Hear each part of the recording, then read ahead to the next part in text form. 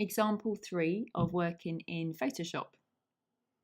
This third example of developing imagery in Photoshop looks at combining 3 images again, and will repeat a few of the tools that you would have tried already in the first 2 examples and build a little bit more on your knowledge.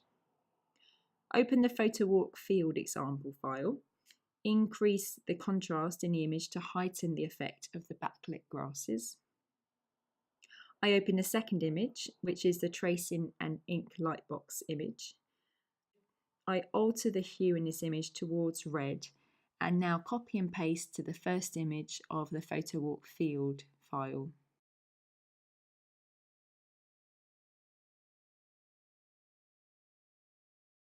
I reduce the opacity of the top layer to about 62% to reveal the Photo Walk Field imagery underneath. I select the lasso tool to draw cutout shapes on the top layer and delete to remove the sections of the image.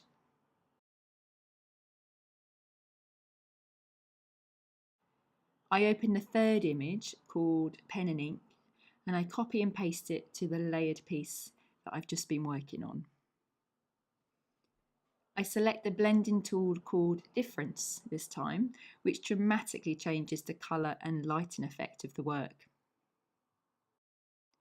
I reduce the opacity slightly to 85% to show more of the imagery underneath. I select layer 1 again, which is the middle layer in this example, and I cut a few more sections out with the feather on 50 pixels.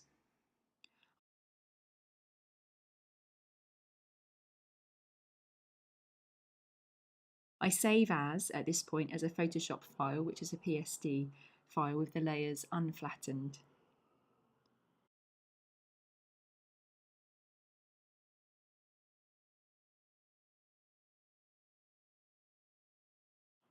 To get ready for print, I then flatten the file and change the image size, this time to an A4 size, which is 29.7 centimeters by 21 centimeters, and a 300 dpi resolution.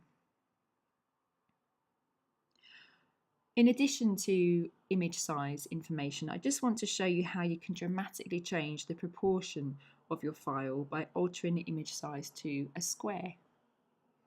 In this case, I'm going to change the original size, just for this example, to 137 by 137 centimeters. This is an action I do when I'm creating my scarf imagery, which is always square. So it's a good way of viewing how your imagery will be affected as a square format instead of a rectangle. Sometimes the work might need a little bit of tweaking once you have changed the size to a square. And you can do this by stretching out the motifs so it's more in proportion. You can do this by selecting each of the different layers that you want to work from on the layer box. And once selected, I can stretch the size of the layer using the anchors around the edge of the layer. To do this, make sure your transform controls are showing by ticking that little box at the top.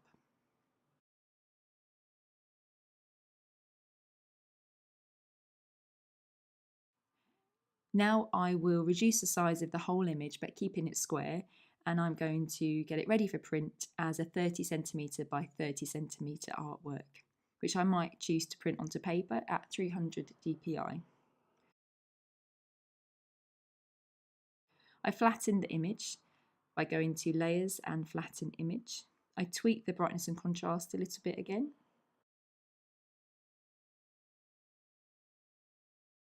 And I save it as a TIFF file with a new file name labelled Example3 Square.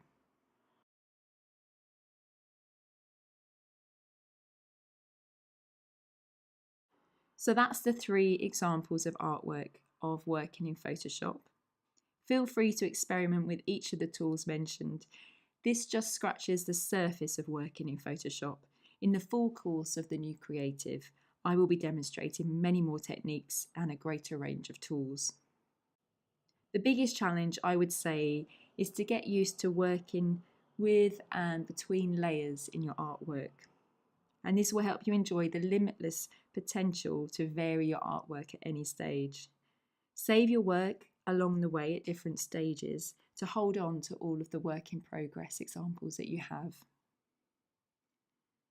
In the bonus module after this one, I will be sharing a few tried and tested resources and suppliers that I've used to transform this digital artwork into things like photo books, fabric printing, paper printing, and marketing resources.